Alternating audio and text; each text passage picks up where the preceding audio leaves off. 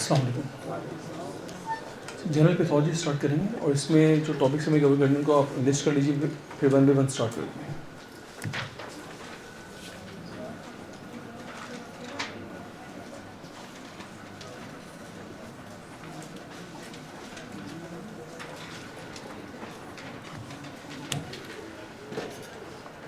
देखिए फर्स्ट इसमें जो चैप्टर है सेल इंजरी,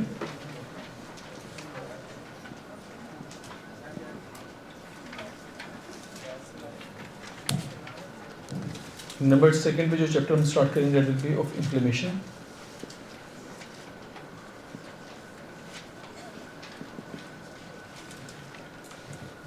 देखिए जो इन्फ्लेमेशन का चैप्टर हम स्टार्ट करेंगे, इसी में आपके जो इम्यूनोलॉजी के कॉन्सेप्ट है वो कवर होंगे। इससे inflammation plus immunology.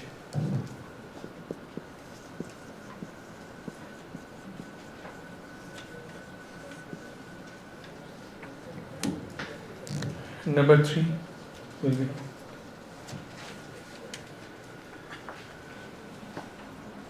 hypersensitivity reactions, HSR में hypersensitivity reaction।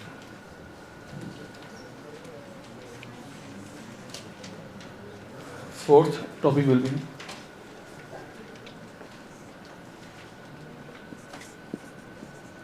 shock। Fifth will be healing।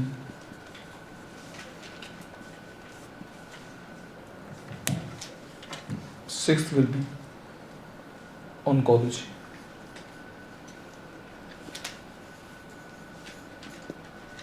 ये टॉपिक्स हैं जनरल पैथोलॉजी में जो कवर करेंगे। स्टार्ट हम लेंगे सेल इंजरी से, तो स्टार्ट हमारा होगा सेल इंजरी से। और सेल इंजरी में जो टॉपिक्स हमें कवर करने हैं इसको मेंशन कर लीजिए। Number 1 first topic will be causes of cell injury.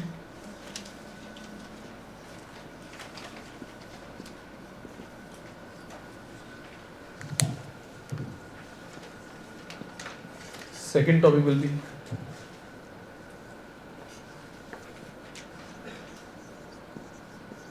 responses of the cell toward injurious agent।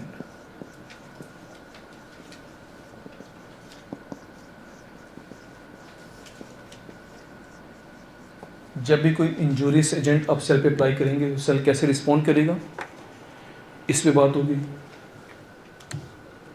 Third topic will be mechanism of cell injury.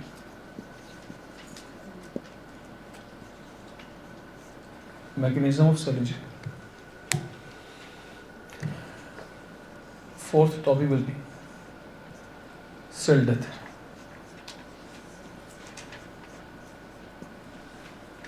Last and fifth topic will B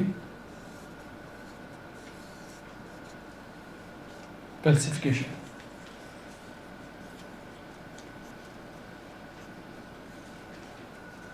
ये topics हैं आपके पास cell injury में। तो ये total हमें chapters हैं हमारे पास general pathology के, और उसमें फर्स्ट चैप्टर है सेल इंजरी, और सेल इंजरी के ये टॉपिक्स हैं। उसमें फर्स्ट टॉपिक हम स्टार्ट करने जा रहे हैं कॉजेज ऑफ सेल इंजरी, इस पर बात करेंगे। First topic will be causes of cell injury.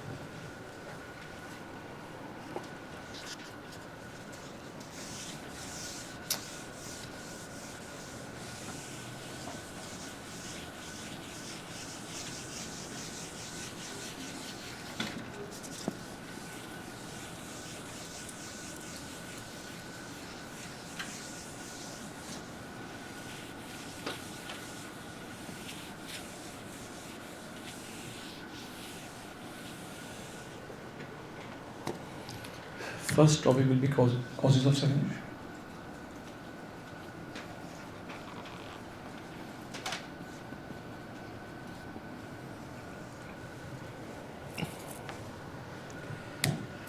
देखिए हर वो कंडीशन जो सेल इंजरी कॉज करेगी उसको इस ग्रुप में डिस्कस करेंगे। और ऑलमोस्ट आपके पास 8 डिफरेंट कंडीशन है which can cause cell injury, और उसका निमोनिक है him can PG. Him can PG.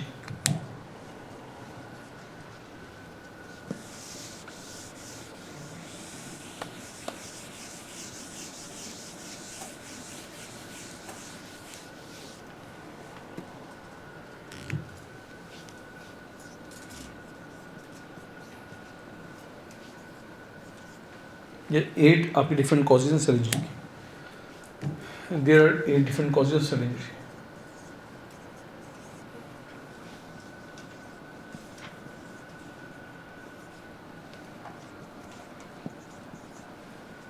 और हिम कैन बी जी में H stand for hypoxia.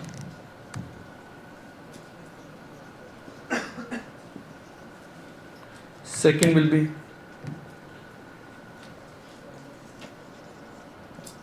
immunological reactions.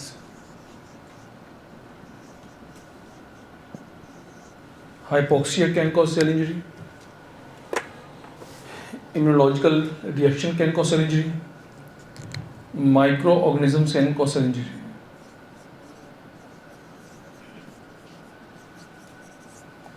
Hypoxia, immunological reactions, microorganism. C stand for chemicals. A stand for aging. N stand for nutritional imbalance. Nutritional imbalance.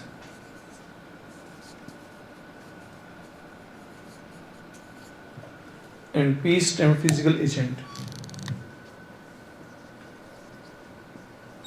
Physical agents. Last में G stand for genetics.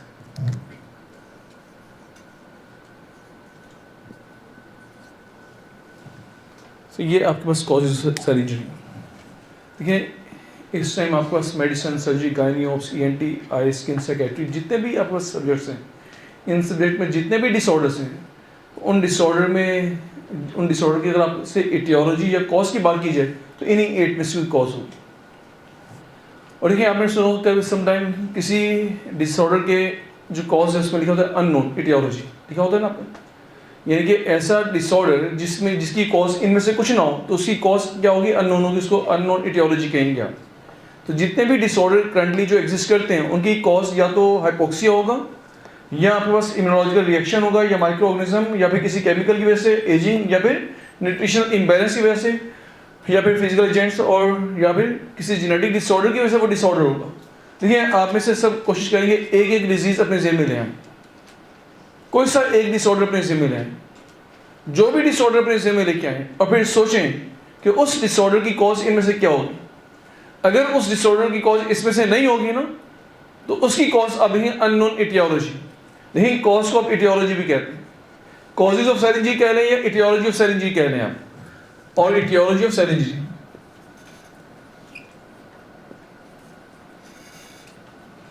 तो अगर किसी disorder की cause इन 8 causes में से नहीं होगी तो उसकी आप एटियोलॉजी लिखेंगे अननोन एटियोलॉजी।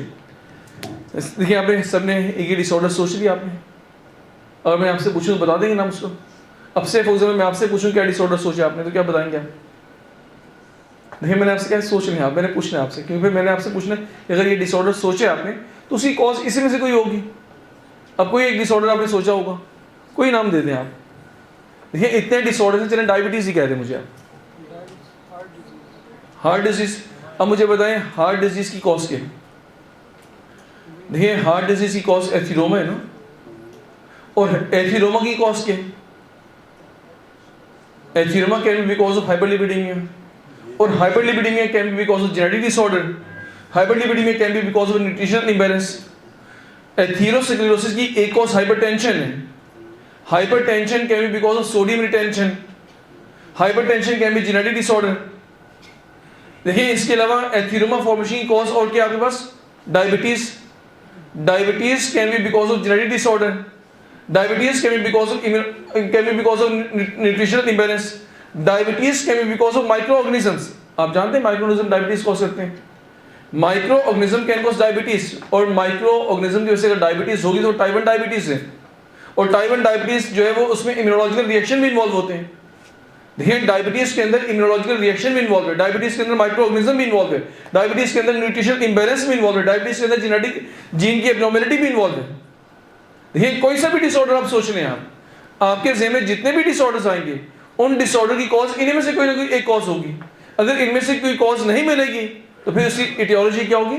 Unknown etiology. देखिए मैंने जस्ट थोड़ा सा लिंक किया मैंने कि हार्ट डिजीज में सी कॉज एथिरोमा, और एथिरोमा की कॉज आपने लिखा atheroma can be because of hyperlipidaemia, atheroma can be because of smoking. अब स्मोकिंग क्या चीज़ है आपको? केमिकल है, स्मोकिंग इज अ केमिकल, ये चीज़ क्लियर होगी आपको। तो atheroma can be because of smoking, atheroma can be because of hypertension, atheroma can be because of diabetes, atheroma can be because of hyperlipidaemia, आप जानते हैं ना। और atheroma can be because of obesity, और obesity can be because of nutritional imbalance. तो in short जिस भी disorder को आप सोचेंगे, देखिए फर्स्ट मैं आपसे पूछूं क्या डिजीज सोची आपने? ट्यूबरकुलोसिस बताएं, ट्यूबरकुलोसिस कॉज क्या बताएंगे आप? TB, microorganism. जितने भी इन्फेक्टिव डिसऑर्डर्स हैं उन सब की कॉज माइक्रोऑर्गेनिज्म होगी ना। जितने भी आपके ऑटो इम्यून डिसऑर्डर्स हैं उसमें इम्यूनोलॉजिकल रिएक्शन इन्वॉल्व होंगे। पॉइंट क्लियर होगी आपको? इन शॉर्ट जितने भी डिसऑर्डर्स हैं जब भी आप उनकी इटियोलॉजी को नोट करेंगे तो इनमें से कोई एक इटियोलॉजी होगी, इसके बाहर से नहीं होगी। अगर आपने पूरा जोर लगा लिया और इनसे कोई इटियोलॉजी नहीं मिल रही तो उसकी इटियोलॉजी अननोन होगी, उसको आप कहेंगे अननोन इटियोलॉजी। ये चीज़ क्लियर होगी आपको? अब वन बाय वन स्टार्ट करते हैं। फर्स्ट ऑफ ऑल हम बात स्टार्ट करेंगे हाइपोक्सिया की। हेडिंग दीजिए hypoxia. First cause is hypoxia. देखिए हाइपोक्सिया की डेफिनेशन क्या है? Decrease oxygen at tissue level is called as hypoxia. देखिए अगर ब्लड में ऑक्सीजन का लेवल कम होगा ना उसको आप हाइपोक्सीमिया कहते हैं। जब आपके ब्लड में ऑक्सीजन कंटेंट डिक्रीज होगा, partial pressure of oxygen blood में डिक्रीज करेगा, उसको आप हाइपोक्सीमिया कहते हैं आप। और हाइपोक्सिया का टर्म कब यूज करेंगे? जब टिश्यू लेवल पे ऑक्सीजन का कंटेंट कम होगा। Decrease oxygen supply to the tissue is called as hypoxia. ठीक है, decrease oxygen at tissue level. तो टिश्यू लेवल पे जब ऑक्सीजन डिक्रीज होगी इसको आप हाइपोक्सिया कहेंगे। अब मुझे बताएं टिश्यू लेवल पे ऑक्सीजन डिक्रीज होने की रीजंस क्या होंगे? वो आप लिखें कॉजेज ऑफ हाइपोक्सिया।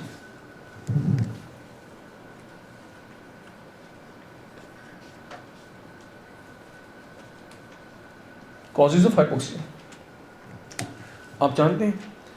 अगर आपसे कहा जाए most common cause of cell injury तो बताएंगे hypoxia. Hypoxia is the most common cause of cell injury. लिख लीजिए आप, hypoxia is the most common cause of cell injury.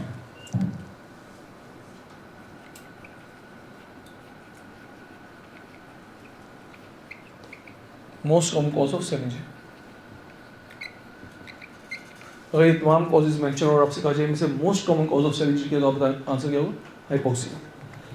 अच्छा मुझे ये बताएं कि ये ऑक्सीजन आएगी कहाँ से, कौन कौन से ऑर्गन्स इन्वॉल्व हैं जो टिश्यू तक ऑक्सीजन पहुंचाने में पार्टिसिपेट करते हैं? आप सब जानते हैं आपके एयर में ऑक्सीजन है, इसको आपके ब्लड तक ले जाएगा कौन? लंग्स। फिर जब ये ऑक्सीजन आपके लंग ब्लड में चली जाएगी तो उसको पंप कौन करेगा? हार्ट। तो आपके ब्लड कौन सी ब्लड वेसल है जो इस ऑक्सीजन को कैरी करेंगे? आर्टरीज। आर्टरी में कौन सी ऐसी चीज़ है जो इस ऑक्सीजन को कैरी करेगी? हीमोग्लोबिन। फिर जब ये आर्टरी से आगे जाएगी तो टिश्यू लेवल पे कंज्यूम होगी। फिर ये डी ऑक्सीजनेटेड ब्लड को वापस लेके कौन आएगा? Venous blood. ये चीज़ें होंगी ना, वीनस ब्लड लेके आएगा और फिर वापस लंग में आ गई ये डी ऑक्सीमोग्लोबिन, उसको आप सेचुरेट करें, फिर ये आप सर्कुलेट करें। ये सब चीज़ें इन्वॉल्व है ना। तो ये जितने भी मेरे नाम दिए, जब भी किसी भी एक स्ट्रक्चर में एबनॉर्मेलिटी आएगी कैन कॉज हाइपोक्सिया। तो मुझे बताइए हाइपोक्सिया की फर्स्ट रीज़न क्या होगी? जो अब मैंने आपके सामने नाम दिए हैं यहीं से कैलकुलेट कर लीजिए। देखिए किस ऑर्गन ने एक्सटर्नल एनवायरनमेंट से ऑक्सीजन इंटरनल एनवायरनमेंट तक पहुँचाएगी? लंग्स। तो जब भी रेस्पिरेटरी फेलियर होगा तो हाइपोक्सिया होगा। तो फर्स्ट कॉज लिखेंगे आप, हाइपोक्सिया की फर्स्ट कॉज लिखेंगे रेस्पिरेटरी फेलियर। Respiratory failure. अब मुझे बताएं इसके बाद जब आप एक्सटर्नल एनवायरनमेंट से ऑक्सीजन को ब्लड में लेंगे तो पंप किसने करना है? हार्ट ने। अगर हार्ट फेलियर हो जाए तो क्या होगा? फिर भी हाइपोक्सिया होगा। Number second will be heart failure. Heart failure. First one will be respiratory failure, second will be heart failure. ठीक है, नंबर 3। अब मुझे बताएं जब ऑक्सीजन आपके पास आ चुकी है ब्लड में, हार्ट इसको पंप करना है, तो बताएं लेके किसने जाना है? हीमोग्लोबिन है ना। तो अगर हीमोग्लोबिन का कंटेंट आपके ब्लड में कम होगा तो भी हाइपोक्सिया होगा ना। तो ब्लड में ऑक्सीजन कंटेंट कम होने को क्या कहेंगे? एनीमिया। तो एनीमिया कैन कॉज हाइपोक्सिया। देखिए जो आपका ब्लड है ना उसमें आरबीसी है, आरबीसी में हीमोग्लोबिन है। और आप जानते हैं हीमोग्लोबिन के एक मॉलिक्यूल में हीम के 4 मॉलिक्यूल्स पाए जाते हैं। तो सुन लीजिए, इस पर डिटेल से बात रेस्पिरेटरी फिजियोलॉजी में होगी। आपकी हीमोग्लोबिन के एक मॉलिक्यूल में हीम के 4 मॉलिक्यूल्स होंगे and each molecule will have iron atom in the form of ferrous. इसका मतलब है हीमोग्लोबिन के एक मॉलिक्यूल में आयरन के कितने एटम्स होंगे? 4, और हर एक iron atom will act as a site for the oxygen binding. इसका मतलब है when molecule of haemoglobin has how many site for oxygen binding? 4। तो अब मुझे बताएं अगर हीमोग्लोबिन नहीं है तो हाइपोक्सिया हो सकती है। और आप जानते हैं हीमोग्लोबिन की ऑक्सीजन कैरिंग कैपेसिटी को अगर आपने डिक्रीज करना हो तो एक आपके पास पॉइजन है जो हीमोग्लोबिन की ऑक्सीजन कैरिंग कैपेसिटी को डिक्रीज करता है, that is carbon monoxide poisoning. तो इसका मतलब किसी को कार्बन मोनोऑक्साइड पॉइजनिंग हो जाए, हीमोग्लोबिन अगर आपके ब्लड में पूरी भी है तो उसकी ऑक्सीजन कैरिंग कैपेसिटी डिक्रीज हो जाती है, उसकी वजह से भी हाइपोक्सिया हो जाती है। तो नेक्स्ट लिखेंगे आप carbon monoxide poisoning. Number 4 carbon monoxide poisoning. तो कार्बन मोनोऑक्साइड पॉइजनिंग क्या काम करेगा? ये हीमोग्लोबिन की ऑक्सीजन कैरिंग कैपेसिटी को डिक्रीज कर देगा। जब कार्बन मोनोऑक्साइड पॉइजनिंग हीमोग्लोबिन की ऑक्सीजन कैरिंग कैपेसिटी को डिक्रीज करेगा तो इट कैन कॉज हाइपोक्सिया। चीज क्लियर हो गया आपको? Next number 5। अब देखिए ब्लड लेके किस वजह से ले जाना है? आर्टरी से। अगर आप आर्टीरियल ऑब्स्ट्रक्शन कॉज कर दें तो टिश्यू में फिर हाइपोक्सिया हो जाएगा। तो नंबर 5 लिखेंगे आर्टीरियल ऑब्स्ट्रक्शन। Arterial obstruction. देखिए आर्टीरियल ऑब्स्ट्रक्शन के डिफरेंट रीजंस हैं। एक रीजन एम्बोलस फॉर्मेशन है, कोई एम्बोलस कहीं घूमता फिरता है और आर्टरी को ब्लॉक कर दिया, या एथिरोमा फॉर्मेशन है। किसी भी वजह से जब आर्टीरियल ऑब्स्ट्रक्शन होगा या इंटेंस वेजोस्पैज्म हो, इंटेंस वेजोस्पैज्म हो, एम्बोलस इंट्रैपमेंट हो या एथिरोमा फॉर्मेशन हो, उसकी वजह से आपका आर्टीरियल ऑब्स्ट्रक्शन होगा, तो उसमें भी हाइपोक्सिया मिलेगा। नंबर 6 है, देखिए बाज़ दफ़ा टिश्यू के लेवल पे ऑक्सीजन आ जाती है लेकिन सेल उस ऑक्सीजन को कंज्यूम नहीं कर पाता, सेल का गला घोंट देते हैं आप, उसको आप कहते हैं सेलुलर एस्फिक्सिया। देखिए अगर आप गला घोंट दें तो क्या कहेंगे आप? एस्फिक्सिया कहेंगे ना। अगर यहाँ से गर्दन को दबा दें तो आपका ट्रेकिया ब्लॉक हो जाएगा, ऑक्सीजन इनहेल नहीं कर पाएंगे, तो आप कहेंगे पेशेंट को आपने एस्फिक्सिया कॉज कर दिया आपने। तो एक ऐसी भी कंडीशन है कि आप ऑक्सीजन को सेल तक पहुंचा देते हैं लेकिन सेल उस ऑक्सीजन को कंज्यूम नहीं कर पाता क्योंकि आपने सेल का गला घोंट दिया आपने, और जब आप सेल का गला घोंटते हैं उसको आप कहते हैं सेलुलर एस्फिक्सिया। आपके सेल के पास ऑक्सीजन आ चुकी है, आने के बावजूद सेल उसको कंज्यूम नहीं कर रहा, तो वो कंडीशन जिसमें सेल के पास ऑक्सीजन हो और सेल उसको कंज्यूम ना कर रहा हो उसको आप कहते हैं सेलुलर एस्फिक्सिया। तो सेलुलर एस्फिक्सिया में भी वही होगा जो हाइपोक्सिया में होता है। तो नेक्स्ट देखिए सेलुलर एस्फिक्सिया। सेलुलर एस्फिक्सिया, देखिए सेलुलर वो कौन सी कंडीशन है जो सेलुलर एस्फिक्सिया कॉज करती है? क्या कहेंगे? Cyanide poisoning. तो लिखिए साइनाइड पॉइजनिंग। तो cellular asphyxia can be seen in case of cyanide poisoning. Cyanide poisoning,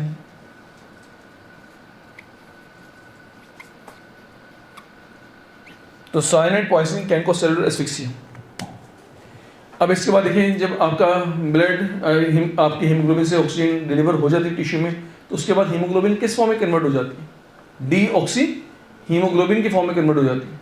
फिर आपने इस डीऑक्सी हीमोग्लोबिन को वेन्स के थ्रू हार्ट तक वापस लाना होता है और फिर उसको आप ऑक्सीजनेट करते हैं आप। और देखिए ये डीऑक्सी हीमोग्लोबिन को आपके हार्ट और लंग तक लेके कौन आएगा? वेन्स। अगर आप वीनस ऑब्स्ट्रक्शन कॉज कर दें तो भी हाइपोक्सिया होगा।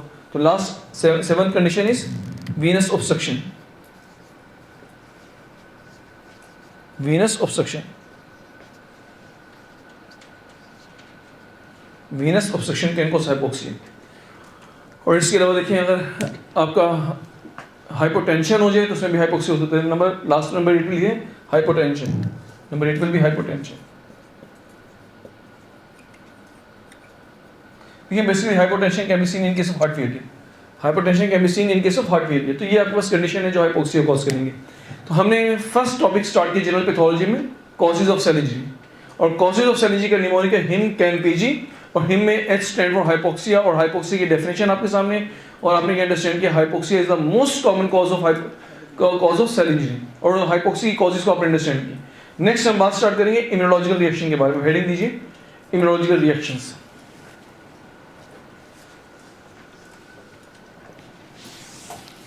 देखिए जैसे आपकी बॉडी में डिफरेंट सिस्टम्स है ना, like gastrointestinal system, respiratory system, cardiovascular system, central nervous system, ठीक है, यूरोजेनिटल सिस्टम। इसी तरह आपकी बॉडी में एक इम्यून सिस्टम भी है।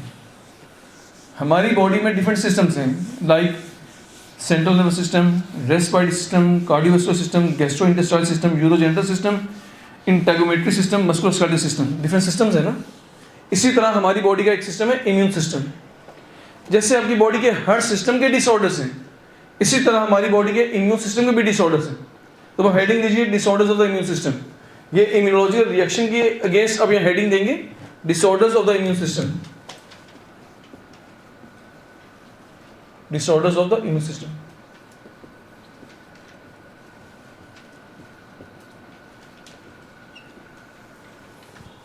Disorders of the immune system. देखिए, वो तमाम डिसऑर्डर जो इम्यून सिस्टम को अफेक्ट करेंगे उनको कलेक्टिवली कहेंगे आप disorders of the immune system. और इम्यून सिस्टम के डिसऑर्डर्स को आप ब्रॉडली 3 ग्रुप्स में कैटेगराइज करेंगे आप। Disorders of the immune system can be categorised broadly into 3 groups.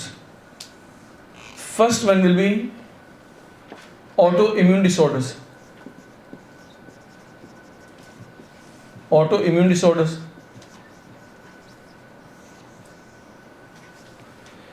Second will be immunodeficiency disorders.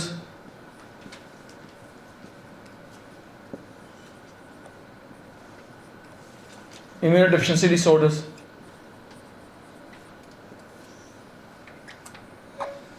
Third one will be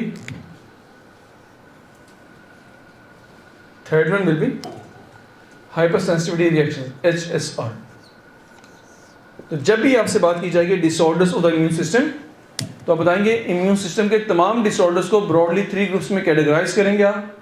auto immune disorder, immunodeficiency disorders और hypersensitivity reaction. ठीक है, देखिए hypersensitivity reaction आपने ऐसे chapter में तो मेंशन किया था ना। और हाइपरसेंसिटिविटी रिएक्शन में 4 टाइप्स हैं, टाइप 1, टाइप 2, टाइप 3, टाइप 4, वो अलग से डिस्कस करेंगे। ठीक है, इसी तरह जो इम्यून डेफिशिएंसी डिसऑर्डर, इस पर ऑलमोस्ट 2 लेक्चर्स पे हम करेंगे इम्यून डेफिशिएंसी डिसऑर्डर पे। तो आज हम बात करेंगे ऑटो इम्यून डिसऑर्डर।